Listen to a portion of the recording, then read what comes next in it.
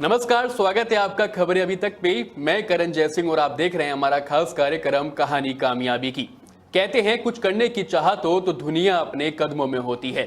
आज एक ऐसे ही शख्सियत से हम रूबरू होने जा रहे हैं जो एक उद्योगपति हैं, लेकिन जनता की सेवा करने का भाव हमेशा इनके मन में रहता है। हम बात कर रहे हैं मानेसर इंडस्ट्रियल एसोसिएशन के प्रेसिडेंट पवन जी की। पवन जी, बहुत स्वागत है आपका खबरें अभी तक में। पवन जी, आप एक छोटे से गांव से आते हैं, लेकिन आज भारत में आपकी कंपनी के कई प्लांट हैं। कैसा चुनौतियों भरा रहा ये सफर? देखो, चुनौती तो बिल्कुल भी नहीं थी, सिर्फ चाहत थी कि हमें पढ़ना है और आगे बढ़ना है। तो हमने अपनी उस चाहत के हिसाब से अपना हर कदम पे ध्यान रखा कि चीज़ें कैसे आगे बढ़ाई जाए। एजुकेशन कंप्लीट करने के बाद जब हम बिज़नेस में आए तो कोई इतना इजी तो नहीं है बिज़नेस करना, चाहे वो फाइनेंशियल हो। अपने पास जब पैसा ना हो और फैमिली बैकग्राउंड ना हो तो बिज़नेस करना टफ़ है, लेकिन उसके बाद भी हम आगे बढ़ना था और हम यहाँ तक पहुँचे हैं। इस लेवल को पहुँचने में, अचीव करने में हमारा अपना जो गांव की पृष्ठभूमि है, गांव के लोग हैं, उन सब की भी हमें प्यार मिला, सराहना मिली, तारीफ मिली, तो अच्छा लगता है। बट ऐसा चुनौतियों वाली चीज़ें तो अब नहीं है, बहुत आसान हो गई ये चीज़ें, इस समाज के साथ काम करना और इस एजुकेशन सिस्टम और इस गवर्नमेंट का जो इकोसिस्टम है बिज़नेस के लिए, वो काफ़ी अच्छा है पहले से। आपने कहा कि चुनौती भरा नहीं रहा, लेकिन जैसे आपने कहा कि आपका परिवार एक फाइनेंशियल बैकग्राउंड जो था वो इतना मजबूत नहीं था, उसके बावजूद आपने इतनी बड़ी कंपनी खड़ी करी है। कैसे रहा, कैसा आपने ये सीढ़ियां चढ़ी, कैसे पड़ाव चढ़े? देखिए, फाइनेंशियल अगर बात करते हैं तो एक जमींदार परिवार से हूँ मैं, खेती करते थे पिताजी, तो फाइनेंस तो बिल्कुल भी नहीं था। लेकिन जिस एरिया में मैं रहता हूँ, मानेसर इंडस्ट्रियल एरिया बना, तो हमने चारों तरफ देखा विकास हो रहा है, तो हमें लगा कि इस विकास की पटरी पे क्यों ना हम भी आ गए हैं। तो हमने एजुकेशन के बाद बजाय जॉब करने के या गवर्नमेंट जॉब के लिए ढूंढना या देखना, हमने अपना जीरो से बिज़नेस स्टार्ट किया, एक बहुत छोटा सा पैकेजिंग का बिज़नेस स्टार्ट किया। और विज़न हमारा बड़ा था। बहुत से लोग हैं, हमने देखा है कि कोई भी छोटा सा धंधा किया और पूरा जीवन उसी पे बिता देते हैं। नहीं, हमने सोचा कि हमें बहुत बड़ी मंजिल पानी है, बहुत ऊंचा जाना है हमें, तो हम अपने बिजनेस को डेली अपग्रेड करते रहे, नए नए प्रोडक्ट लाइन जोड़ते रहे। उसमें बहुत मेहनत है। देखिए, आपने कोई चीज़ स्थापित कर ली और आप उसको एंजॉय करें अपने लाइफ में, लेकिन जब आप उसको बड़ा करना चाहते हो और तरक्की और ज़्यादा चाहते हो, तो आपके जीवन में हर दिन संघर्ष होता है। हर दिन नई तकनीक पे आपने काम करना है, हर दिन नए लोगों से आपको मिलना है, हर दिन नई चीज़ें इम्प्लीमेंट करनी है, तो वो हर दिन आपके जीवन में संघर्ष रहेगा। आपने कोई चीज़ स्थापित कर दी, आप उसका एंजॉय कर सकते हो, लेकिन वहाँ पे आप ऊंचाई पे नहीं जा सकते, वहाँ पे आपको रुकना पड़ेगा। और हमारा जो विज़न है वो यही है कि हमें रुकना नहीं है, हमें सिर्फ आगे बढ़ना है। उसी हिसाब से हम करते जा रहे हैं काम। अगर मैं प्रतिदिन बात करूं, आपने कहा रोज जो जीवन था संघर्ष भरा था, तो कितने घंटे काम करते थे, कैसे मानेसर तक आते थे और यहाँ की आपने औद्योगिक नगरी को समझा, कैसे पूरा ये सिस्टम कैसा रहा आपका? देखो जी, बहुत मेहनत की हमने, रात को 2-2 बजे तक हमने काम किया है। और सर्दियों में स्कूटर पे हमारा स्टाफ होता था 6 लोगों का, हम कुछ काम करते थे किसी कंपनी में प्रोजेक्ट पे, तो एक बार में 6 लोग स्कूटर पे नहीं जा सकते, कार हमारे पास थी नहीं, तो रात को 2 बजे 3-3 बार लोगों को छोड़ के आए हम। और हमें ही पता है हमने किस तरह से, लेकिन एक खुशी थी, क्योंकि वो कोई आपका दुखी का होने का पल नहीं था, वो आपकी कामयाबी के रास्ते थे। और उस रास्ते पे हम चलते चलते आज, तब भी हम बहुत खुश थे, रात को 2 बजे भी स्कूटर पे 3 चक्कर लगाने में, और आज भी हम बहुत खुश हैं, क्योंकि आज हमने जो मेहनत की भगवान ने उसका फल दिया है और कामयाबी आगे चल रही है, आगे बढ़ रहे हैं हम लोग। पवन जी, इस साल एक ऐसा वक्त आया जब दुनिया रुक गई और इंडस्ट्रियल सेक्टर उद्योगों को काफी नुकसान का सामना करना पड़ा। आपके लिए यह समय कितना चुनौतीपूर्ण बना रहा? देखिए, ये समय तो पूरे संसार भर के लिए ही चुनौती भरा था। आईएमटी इंडस्ट्रियल एरिया के लिए नहीं, पूरे हिंदुस्तान या हरियाणा के लिए नहीं, पूरी दुनिया के लिए चुनौती भरा था। सारा संसार रुक गया था। मुझे आज भी वो वक्त याद है जब 23 मार्च को लॉकडाउन लगा था और 25 या 26 से सारी दुनिया अपने घरों में थी, सड़क पे कोई इंसान नहीं होता था, सिर्फ पुलिस होती थी। उस दौरान हमें एमसीजी ऑफिस मुझे जाना पड़ता था, क्योंकि आईएमटी इंडस्ट्रियल एरिया के कुछ इंडस्ट्रीज़ को परमिशंस के लिए सड़कों पे कोई नहीं होता था। तो देख के ऐसा लगता था कि संसार बचेगा या रहेगा भी या नहीं रहेगा। और बहुत मेहनत की हमने, इंडस्ट्रीज़ को परमिशंस दिलाई वन बाई वन। और उस दौरान जो हमारे इंडस्ट्रीज़ के वर्कर्स थे, वो लोग घरों में हो गए, तो उनके घर पे खाना नहीं होता था, बहुत परेशानियां थी। तो हमने आगे बढ़ के सारे वर्कर्स का भी ध्यान रखा, इंडस्ट्रीज़ को प्रायोरिटी वाइज परमिशंस दिलाई उनको जो चीज़ बिल्कुल बंद हो गई थी उसको रीस्टार्ट होने में सारे गुड़गांव की इंडस्ट्रीज़ को हमने उनका साथ दिया। परमिशन चाहे वो डीसी से हो या लेबर डिपार्टमेंट से हो या एमसीसी से, वो लेके आए। और जो इंफ्रा में कमियां हो गई थी उस दौरान, वर्कर्स के बसेस और ये सारी चीज़ें हमने फैसिलिटीज़ यहाँ पे अवेल करवाई। और धीरे धीरे धीरे वही इंडस्ट्रियल एरिया जो एक बार सुनसान हो गया था दोबारा से गुलजार हुआ। जो वर्कर्स डरे हुए अपने घरों में बैठे थे, जो जाना चाहते थे, हम उनको उनके घरों तक पहुंचाने में यूपी या बिहार वो हमने काम किया। उसके अलावा जब वो काम पे वापस हमें उन वर्कर्स की ज़रूरत पड़ी तो उनको वापस यूपी से या बिहार से वापस मानेसर लाने में बहुत हमने मदद की उन लोगों की। तो धीरे धीरे हम हर दुख और हर मुसीबत से बाहर आते चले गए। आज पूरा इंडस्ट्रियल एरिया गुड़गांव शहर दोबारा से गुलजार है, बड़ा अच्छा लगता है। कहते हैं कि एक इंडस्ट्री एक परिवार की तरह होती है, तो जाहिर तौर पर लॉकडाउन के दौरान आपकी इंडस्ट्री पे भी काफ़ी चुनौतियां आई, लेकिन इस परिवार को आपने कैसे संभाला, कैसे अपने एम्प्लॉयज़ को साथ संबंध जो है वो बना के रखे, कैसे एम्प्लॉयज़ के साथ जुड़े रहे आप? देखिए, परिवार तो है, ये समाज भी पूरा परिवार है हमारा। और ये औद्योगिक नगरी मानेसर, गुड़गांव, बावल, धौरेड़े पूरा मेरा परिवार है। और इस परिवार की सेवा करने में हमने पूरा दिन और रात लगा रखी है, दिल जान से हम लगे हुए हैं। लोग मेरे से पूछते हैं कि आप 3-3 4-4 चीज़ें कैसे हैंडल कर सकते हो। लोगों से तो अपनी एक फैक्ट्री नहीं संभलती। हमने कहा यार ये जो पैशन है ये हमें ज़्यादा शक्ति देता है और सबकी सेवा करने के लिए उतनी एनर्जी हमें आ जाती है। तो आज इंडस्ट्री में आज कोई भी कॉल आता है, हमें किसी भी जगह कोई प्रॉब्लम्स होती है, कई बार गवर्नमेंट डिपार्टमेंट से भी कुछ प्रॉब्लम है, लोग हरास करते हैं। कोविड में प्रॉब्लम थी, वैक्सीनेशन की अब हम ड्राइव चला रहे हैं इंडस्ट्रियल एरिया में कि इंडस्ट्रियल एरिया में ही कोविड वैक्सीनेशंस लगे। इससे पहले एंटीजन टेस्टिंग के लिए हमने बहुत सारे कैंप लगवाए इस एरिया में। इंडस्ट्री को हम किसी भी मुसीबत में कभी भी पड़ते हुए नहीं देखते, चाहे रात मुझे यहाँ पूरी बितानी पड़े, लेकिन किसी इंडस्ट्रीज को कोई तकलीफ ना हो और किसी इंडस्ट्रियल वर्कर को कोई तकलीफ ना हो। मैं ये नहीं कह रहा कि समाज में दूसरे लोगों के लिए मैं केयर नहीं करता, वो भी मेरे लिए उतने ही है, लेकिन फिर भी इंडस्ट्री क्योंकि मेरे ऊपर डायरेक्ट जिम्मेदारी इंडस्ट्री की, तो वो उसका मुझे बहुत ध्यान रखना पड़ता है। और मैं परिवार की तरह उसको संजोग के और हमेशा उनके भले के लिए काम करता हूँ। पवन जी, आपने कहा कि सबके लिए ये समय चुनौती भरा रहा, तो एक तबका था प्रवासी मजदूरों का जो अपने घर जाने के लिए सड़कों पर उतरे और पैदल ही पैदल अपने घर जाने लगे। आपके साथ भी क्योंकि लाखों मजदूर जुड़े हुए हैं, आपके अलग अलग प्लांट्स हैं, उन मजदूरों के लिए आपने क्या किया? देखिए, हमने उस टाइम 28 टन के आसपास खाना वितरित किया था इस पूरे आईएमटी इंडस्ट्रियल एरिया में। और हमने नंबर दे दिए थे कि किसी को भी कहीं तकलीफ है आप हमें कॉल करो और वहीं पे आपको खाना मिलेगा। बंद थी कंपनियां, उसके बाद भी हमने कोशिश की सबको सैलरीज मिले। जाने की बात आई तो उनको हमने बिहार या उत्तर प्रदेश जो उनके गांव थे या बंगाल, उनको जाने में मदद की। फिर जब वापस काम पे आने के लिए हमें उनकी ज़रूरत थी तो हमने उनको वापस काम पे लाने के लिए काम किया। उसके अलावा भी उनके कोई छोटे मोटे इश्यूज़ थे। कुछ लोग थे जो यूपी या बिहार के थे, उन्होंने अपने स्टेट में भी फ़ोन किया तो वहाँ से हमारे पास फ़ोन आए, तो वहाँ भी हम जाके उनको किया। उस लगभग 2 महीनों में हमने सारे लोकल जो गांव हैं सबको रिक्वेस्ट की, किसी ने भी मकान मालिक ने उनसे किराया भी नहीं लिया। देखो, किराया लिया नहीं, खाना मुफ्त मिल गया। जाने के लिए हमने सरकार से रिक्वेस्ट की, कुछ अपने लेवल पे इंडस्ट्री के लेवल पे जाना उनका फ्री किया, और जब वापस आने की ज़रूरत थी तो उनको आना फ्री करवाया हमने। और सबसे बड़ी बात थी, एक टाइम ये आया कि वो सारे लोग डर गए थे कि यार ये कोरोना कहीं लंबा ना चले, कहीं हमारी जान ना ले ले। तो हमने एक ड्राइव चलाई थी उस टाइम, है तैयार हम। तो हमने ये दिखाया था यार, कोरोना से लड़ने के लिए और कोरोना से बाहर आने के लिए और बाहर आके काम करने के लिए हम तैयार हैं।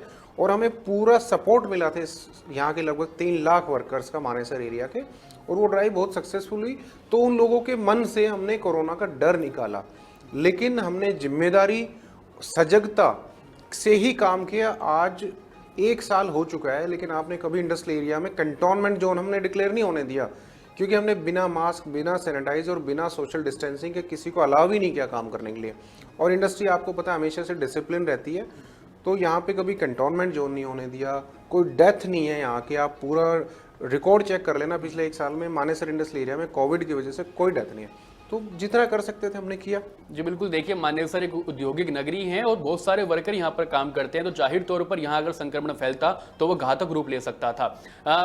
मैं जानना चाहूँगा कि जो इंडस्ट्रीज़ हैं, क्योंकि आप इंडस्ट्रियल एसोसिएशन के प्रेसिडेंट हैं, तो काफ़ी सारी इंडस्ट्रीज चुनौतियों से गुजर रही थी, उनका साथ कैसे दिया आपने?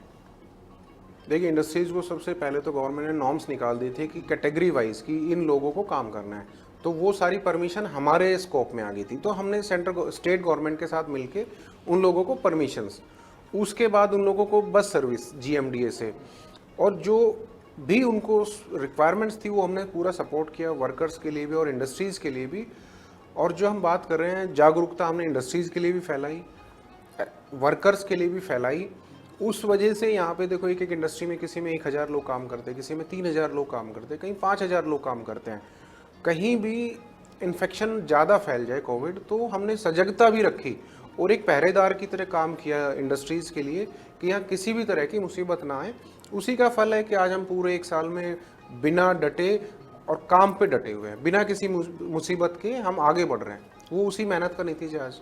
जी बिल्कुल, देखिए इंडस्ट्रीज जो होती हैं वो ना ही सिर्फ देश के लिए बल्कि एक क्षेत्र के लिए भी एक आर्थिक मदद में एक कारगर साबित होती है। पवन जी, आर्थिक मदद की बात कर रहा हूं मैं, तो सरकार की तरफ से राहत पैकेज की घोषणा की गई थी, उससे क्या इंडस्ट्रियों को फायदा हुआ?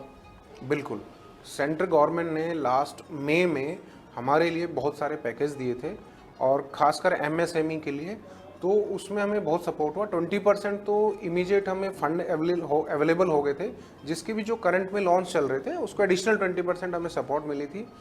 उसके अलावा एडिशनल लॉन्च के लिए भी उन्होंने अप्रूवल दे दिया था। तो बहुत सारी चीज़ें थी, मशीनों के लिए लोन हो गया था, सैलरी के लिए लोन हो गया। तो उस क्राइसिस में तो सबसे बड़ी बात पैसा चाहिए था हमें, तो वो हमें मिला था और उस हिसाब से इंडस्ट्रीज़ को बूस्टअप हुआ और आज आप देखो वो तरक्की पे है, वापस लाइन पे है। अभी आप देखो हमारा एक्सपोर्ट भी बढ़ा है, चाइना से हमने इंपोर्ट कम किया है, मेक इन इंडिया और मेड इन इंडिया पे हमने मेहनत की है, बहुत सारी चीज़ें इंडिया में बनने लगी हैं।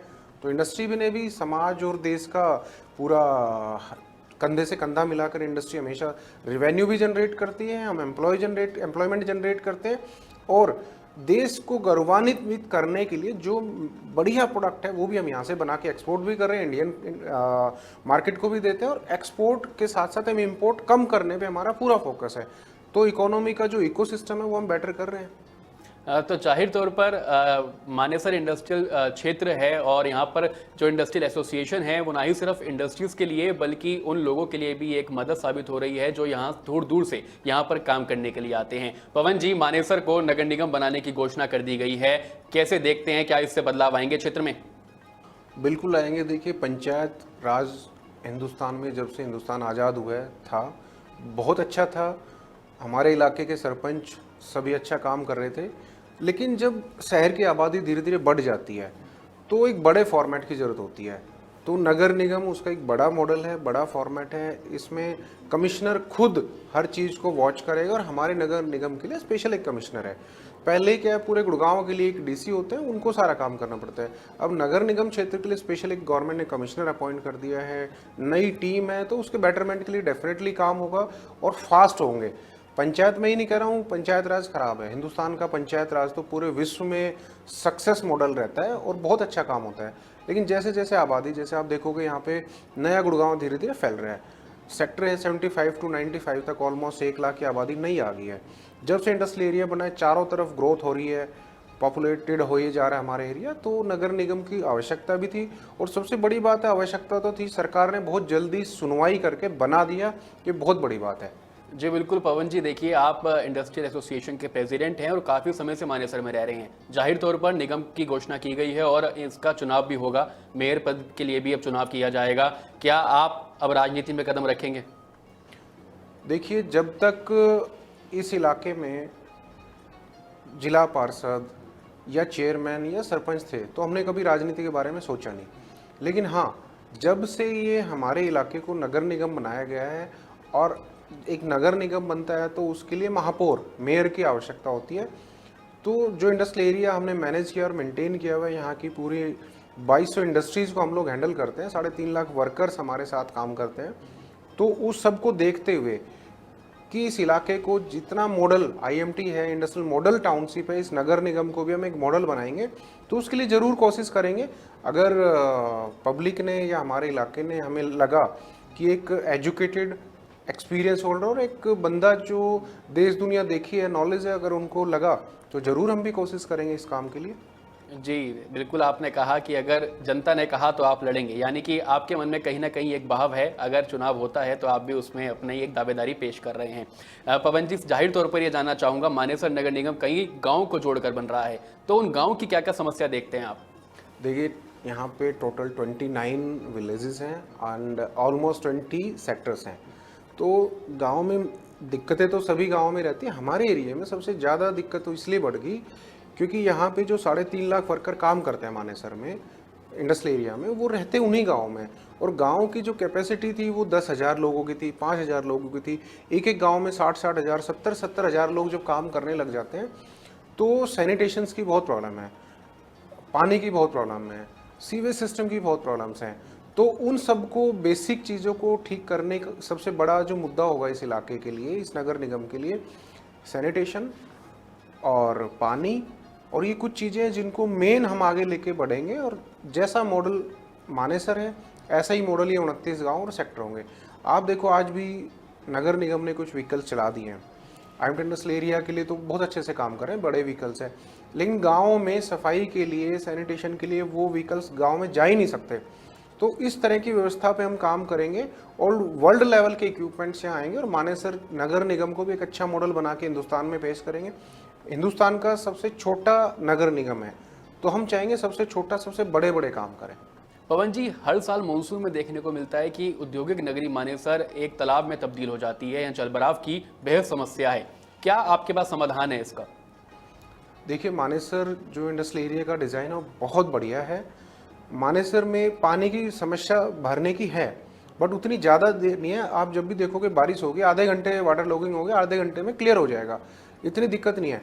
जो हमारे सराउंडिंग गांव हैं उनमें वो प्रॉब्लम बहुत ज़्यादा है। नालियों का पानी वापस घरों में चला जाता है या नालियाँ सड़कें भर के खड़ी रहती है, तो वो समस्याएं हमें यहाँ की ठीक करनी है। हमारा सीवेज सिस्टम ठीक हो जाए, हमारी जो नालियाँ हैं वो सारी अंडरग्राउंड हो जाए। आप देखोगे नए जो टाउनशिप आ रही है वहाँ पे आपको ना बिजली की तारें दिखेगी, ना नालियाँ दिखेगा, ना सीवर लाइन दिखेगी, ना खंबे दिखेंगे शहर में। तो हम भी इस जो नया शहर हमारा बनेगा, न्यू गुड़गांव या बड़ा मानेसर, महा मानेसर, तो इसमें हम भी ये चाहेंगे कि ना बिजली की तारें दिखे, ना नालियाँ दिखे, सारी चीज़ें अंडरग्राउंड हो। तो गाँवों को रहने लायक हमारा बनाने का मेन पर्पज़ है कि गाँव रहने लायक हो, गाँव के लोग गाँव छोड़ के ना भागे, वो हमारा मेन पर्पज़ रहेगा। एक समस्या और है प्रदूषण की। हर साल प्रदूषण यहाँ पर बेहद स्तर उसका बढ़ता जा रहा है, और आज की बात करूँ तो आज भी गुरुग्राम से ज़्यादा मानेसर का प्रदूषण का स्तर बेहद ज़्यादा है। क्या कुछ इसका मॉडल है, क्या वजह मानते हैं प्रदूषण के बढ़ने की, और कैसे इसको हम ठीक कर सकते हैं? देखिए, उसके लिए तो सबसे बड़ी बात है, अगेन पॉपुलेशन बढ़ रही है, पेड़ कम हो रहे हैं। तो पॉपुलेशन तो लॉन्ग टर्म में जाके रुकेगी, वो तो किसी के हाथ में नहीं है, बट हम पेड़ों की संख्या, ग्रीनरी की हम चीज़ें बढ़ा सकते हैं। तो इस एरिया को अरावली में बहुत ज़्यादा ध्यान देना चाहिए। इंडस्ट्रियल एरिया में आप देखोगे काफ़ी पेड़ है, बट गाँव में पेड़ों की थोड़ी कमी है। वो पेड़ चारों तरफ हम लगाएंगे, ग्रीन एक ड्राइव चलाएंगे, रेवोल्यूशन लेके आएंगे और पॉल्यूशन से भी लड़ेंगे। कहीं इंडस्ट्रियलिस्ट हैं उनके साथ बैठकर एक चर्चा की जाए इस प्रदूषण के मुद्दे पर, क्योंकि बहुत ही गंभीर मुद्दा है प्रदूषण का। तो आप जब आप पावर में मान लीजिए आप आते हैं, तो क्या ऐसे इंडस्ट्रियलिस्ट के साथ आप बैठ के बैठक करेंगे? क्या इस विषय पर चर्चा होगी? क्या इसका समाधान निकाला जाएगा? देखिए, इंडस्ट्रीज़ के साथ तो हम आज भी बात करते हैं। पूरा industrial area, even Gurgaon, Dharuhera, Bawal, सारे लोग हमारी सुनते हैं, हमारे साथ कंधे से कंधा मिलाकर काम करते हैं। तो आप पूरे एरिया में घूमो, आपको बहुत ज़्यादा इंडस्ट्री से पोल्यूशन नहीं दिखेगा। देखो, दो तरह के पोल्यूशन आते हैं, एक वाटर पोल्यूशन, एक एयर पोल्यूशन। एयर पोल्यूशन हमारे यहाँ नहीं है, लेकिन वाटर पोल्यूशन है हमारे यहाँ पे, क्योंकि इंडस्ट्री को रन करने के लिए पानी की सभी को ज़रूरत होती है। बहुत सारे प्रोसेसेस हैं, गारमेंट्स वाले हैं, उनके यहाँ क्लोथिंग को जो वॉश करने में बहुत सारा पानी चाहिए। अमूल डेयरी है, उसको बहुत सारा मिल्क को क्लीनिंग के लिए पानी चाहिए होता है। आप शायद जानकर एकदम से परेशान भी हो जाओगे, डेली मानेसर से 5.5 करोड़ लीटर पानी जा रहा है नालों में। हमारा CETP प्लांट है, उसकी 5.5 करोड़ लीटर की कैपेसिटी है रोज़ क्लीनिंग करने की। तो 5.5 करोड़ लीटर पानी यहाँ से मानेसर IMT से डेली जा रहा है नालों में। तो हम ये भी चाह रहे हैं कि वाटर पॉल्यूशन भी कम हो और इंडस्ट्री में पानी का यूजेस कम से कम किया जाए। प्रोसेसेस ऐसे बनाए जाए कि पानी की ज़रूरत ना पड़े उन प्रोसेसेस में। तो पानी बचाना है हमें, हवा को भी साफ रखना है, तभी इस इलाके की खुशहाली है। पवन जी, आज भी हम देखते हैं कि मानेसर में जगह जगह कूड़े के ढेर लगे हुए हैं। क्यों सरकारें उस कंपनी पर कार्रवाई नहीं करती जो कूड़ा उठाने का काम करती हैं? और अगर आप मान लीजिए पावर में आते हैं तो आपके पास इसका क्या समाधान रहेगा? कैसे इस समस्या से आप निदान पा सकेंगे? तो कूड़ा निस्तारण केंद्र हमारे गुड़गांव में पूरे में एक ही है, फरीदाबाद रोड पे। तो वो कमिश्नर गुड़गांव या कमिश्नर मानेसर को देखना पड़ेगा कि कहाँ पे नया स्टेशन बनाया जाए, जिससे देखो क्या होता है, कोई भी कूड़ा डालने के लिए जगह अलॉट नहीं होने देते, क्योंकि जहाँ डाल दिया वो 5-7 किलोमीटर के लोगों के लिए तो जीवन नर्क हो जाता है। तो एडमिनिस्ट्रेशन को भी इसमें दिक्कत आती है, तो जगह थोड़ी बढ़ानी पड़ेगी और सड़कों से, गाँव से, सड़क के किनारे या गलियों में जहाँ भी पड़ा है स्क्रैप तो उठाना ही पड़ेगा। और उस पर भी गवर्नमेंट को भी काम करना है। हम इंडस्ट्रीज़ को भी बात करेंगे कि जो कूड़ा लेके जाया जाता है उसको रीप्रोसेस करके, चाहे उसको बिजली बनाई जाए या खाद में कन्वर्ट करके, किस तरह से उसको दोबारा से रीयूज़ किया जाए। इंडस्ट्रीज की बात करें तो एक मुद्दा फिलहाल हरियाणा की राजनीति में बहुत गरमाया हुआ है, वो है 75% हरियाणा के युवाओं को रोजगार देने का मुद्दा। आपका क्या स्टैंड है उस पर, कैसे देखते हैं इस फैसले के आप? देखिए, ये जो 75% रिजर्वेशन वाला है उसके हम शुरू से अगेंस्ट हैं। ये कानून ना तो इंडस्ट्री के फेवर का है और ना ही ये कानून किसी भी तरह से यहाँ के स्थानीय लोगों के रोजगार का फेवर है। सरकार इसके पीछे क्या भलाई प्रदेश की देख रही है वो हमें नहीं समझ में आ रहा। तो हमने तो कई बार सीएम साहब को भी मैसेज दिया है, उनको लेटर्स भी लिखे हैं कि यार ये 75% ठीक नहीं है। पर देखो, विधानसभा में पास हुआ है, गवर्नर साहब ने पास किया है, मुख्यमंत्री और सरकार ने पास किया है, तो कुछ अच्छा होगा तो वो बताएंगे हमें आगे चल के, देखते हैं उस पर क्या होता है। बाकी आज तो स्थानीय युवाओं को भी नाराजगी है इससे, और इंडस्ट्रीज तो बिल्कुल परेशान है। लगातार जो इंडस्ट्रीज हैं वो यही कह रही हैं कि वो यहाँ से पलायन कर जाएंगी और किसी और राज्य में जाकर अपनी इंडस्ट्री सेटअप करेगी। यूपी में भी मुख्यमंत्री से मिलने का समय मांगा था इंडस्ट्रियलिस्ट ने, क्या ये सच्चाई है इस बात में? इंडस्ट्रियलिस्ट के लिए किसी इंडस्ट्री को चलाना किसी देश को चलाने के बराबर है। वहाँ पे सेम एचआरडी का डिपार्टमेंट होता है, फाइनेंस डिपार्टमेंट होता है, एडमिन डिपार्टमेंट होता है, सारे मैनेजर्स होते हैं जैसे एक सरकार में होते हैं विभाग। उसी तरह से जब हमें एचआरडी, ह्यूमन रिसोर्स डेवलपमेंट में दिक्कत आएगी और इस तरह की शर्तें आएंगी तो हम ये नहीं चला पाएंगे। तो हम आज़ाद हैं, कोई भी इंडस्ट्री कहीं जा सकता है। आप यहाँ रहते हुए तो बंदी से हैं, अगर मुझे प्रदेश छोड़ना है, किसी इंडस्ट्री को प्रदेश छोड़ना है तो वो जाएगा, उसमें कोई किसी को नहीं रोक सकता। यानी कि हरियाणा सरकार को इस फैसले से कहीं ना कहीं नुकसान का सामना कर सकता है, ना ही सिर्फ आर्थिक नुकसान बल्कि राज्य के डेवलपमेंट में भी कहीं ना कहीं रुकावट आ सकती है इससे। देखो, सारा डेवलपमेंट जो जुड़ा हुआ है वो आर्थिक या फाइनेंशियली है। अगर इंडस्ट्रीज रहेगी, रेवेन्यू जनरेट होगा और स्टेट का डेवलपमेंट होगा। लेकिन यहाँ उल्टा हो रहा है, इंडस्ट्रीज आएगी नहीं और जो है वो चली जाएगी, तो रेवेन्यू का भी लॉस होगा, डेवलपमेंट का भी लॉस होगा और एम्प्लॉयमेंट बढ़ने की बजाय अनएम्प्लॉयमेंट बढ़ सकता है। ये सिचुएशन थोड़ी क्रिटिकल है। अगर मानेसर नगर निगम की बात करें तो आपने कहा कि बहुत सारी समस्याएं हैं, आपने गांव का जिक्र किया। आप भी मानेसर नगर निगम क्षेत्र से गांव से आते हैं और आपका गांव भी बहुत बड़ा है, तो कैसे देखते हैं आप और उनकी समस्या का समाधान क्या रहेगा? देखिए, मैंने जो प्रॉब्लम्स आपको अभी काउंट करवाई है थोड़ी देर पहले, उन्हीं प्रॉब्लम्स को हमें काम करना है, लोगों को जागरूक करना है। बेसिक, यानी मानते हैं कि आज भी जनता में जागरूकता का अभाव है? बहुत ज़्यादा है। नॉट ओनली जनता, इंडस्ट्रीज़ में भी बहुत जागरूकता अभाव है। तो आम आदमी तो थोड़ा पिछड़ा रहता ही है, जमींदार आदमी है, किसान आदमी है, थोड़ा कम पढ़े लिखे हमारे गांव के लोग, तो वहाँ तक चीज़ें पहुँचती नहीं है, या जो कुछ अच्छे काम होते हैं वो नहीं उनको समझ में आते। जैसे हम बात करें गीला कूड़ा, सूखा कूड़ा अलग अलग करने की, पानी बचाने की। गाँव में पानी बहुत बर्बाद होता है। दूसरा, हमारे जो वर्कर गाँव में रहते हैं वो एक एक आदमी 200 लीटर रोज का खराब कर देता है, जबकि एक आदमी का एवरेज 100 लीटर होना चाहिए। तो हर आदमी के साथ 100 लीटर अगर वेस्ट हो रहा है तो 3.5 लाख लोग यहाँ पे काम करते हैं। अगर हम उनको जागरूक कर लें तो हम 3.5 लाख लोगों के पीछे अगर 50 लीटर पानी भी रोज बचा लेते हैं तो लगभग 1.5 करोड़ लीटर पानी हम रोज का बचा सकते हैं। तो इस तरह की ड्राइव हम चलाएंगे। अगर मान लीजिए आप चुनाव लड़ते हैं तो किस पार्टी का रुख करेंगे? देखिए, पार्टी तो अभी कोई ऐसा डिसाइड नहीं है कि किस पार्टी से होगा। फिर भी आइडियोलॉजी की किस पार्टी के साथ है आपकी? देखिए, आइडियोलॉजी तो हमारी मोदी जी के साथ है, और चाहे हम चुनाव लड़े या ना लड़े, आइडियोलॉजी और हमारे जो मेंटर हैं वो मोदी जी हैं। उनकी जो विचारधारा है वो पूरे देश में और आज तो पूरा विश्व उनको मानता है। तो उनके पीछे उनकी मेहनत, उनका विचारधारा और सबको साथ लेके चलने वाली जो उनकी विचारधारा वो बहुत बढ़िया है। आखिरी सवाल मेरा ये रहेगा आपसे, हमारी जनता को क्या संदेश देना चाहेंगे, क्योंकि मानेसर नगर निगम का गठन हो चुका है और जल्दी चुनाव भी होगा उसका? देखिए, नगर निगम का गठन हो चुका है, चुनाव हो सकता है 6 महीने में हो या साल भर में हो।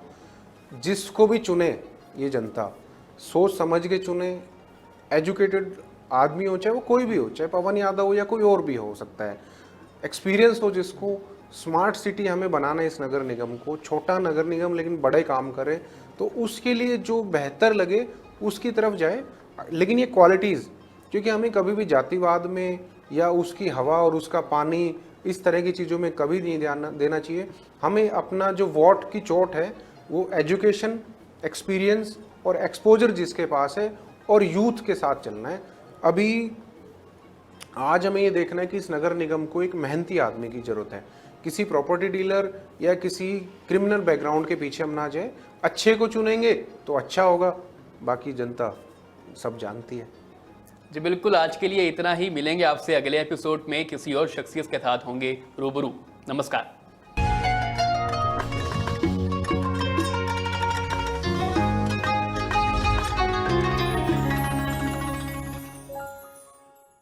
अगर आपको हमारा ये वीडियो पसंद आया हो तो पेज को लाइक और शेयर करें और इसी तरह की हर वीडियो सबसे पहले पाने के लिए चैनल को सब्सक्राइब करें।